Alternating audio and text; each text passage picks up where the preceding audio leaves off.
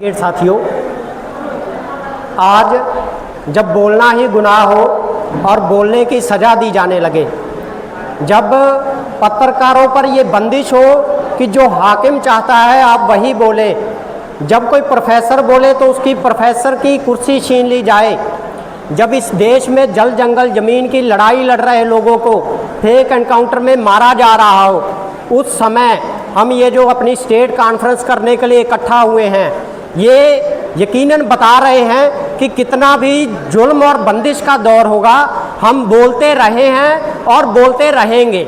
और इसी बात को कहने के लिए हम आपके बीच में आए हुए हैं। आज हम आंध्रा तेलंगाना की उस ज़मीन पर खड़े हुए हैं जिसने अपने महान आंदोलनों और मूवमेंट से श्रीकाकुलम जैसी जगहों से शुरू करके पूरे देश को एक दिशा दिखाई है।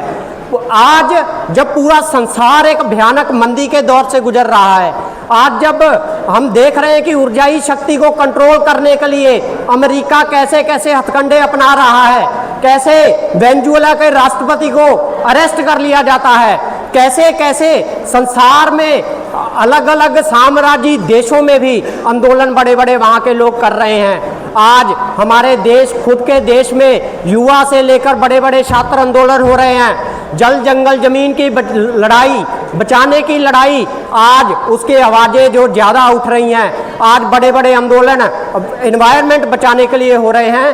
तो उस दिशा में हमें आज सोचना पड़ेगा। आज हमें भी ज़रूरत है कि हम भी आगे आएँ और ऐसे आंदोलन खड़े करके इस चरमरा चुके सिस्टम को उखाड़ फेंकें। आज हमारे केंद्र में जो भाजपा की आरएसएस सरकार है, जो ये कहती थी कि हमने जो बोल दिया वो बोल दिया, हम पीछे नहीं हटेंगे, लेकिन उस सरकार को बार बार पीछे हटना पड़ रहा है। हम देख रहे हैं कि कैसे उन्होंने कृषि कानून वापस लिए, कैसे अरावली पर्वत उजाड़ने का फैसला वापस लिया, कैसे और भी कई सारे फैसलों में उन्हें पीछे हटना पड़ रहा है। ये लोगों की ताकत का एक नमूना है कि जो ये सरकार पीछे हटने के लिए मजबूर हो रही है। इसलिए हमारे पास एक बहुत अच्छा मौका है कि हम भी एक ऐसा आंदोलन खड़ा करें।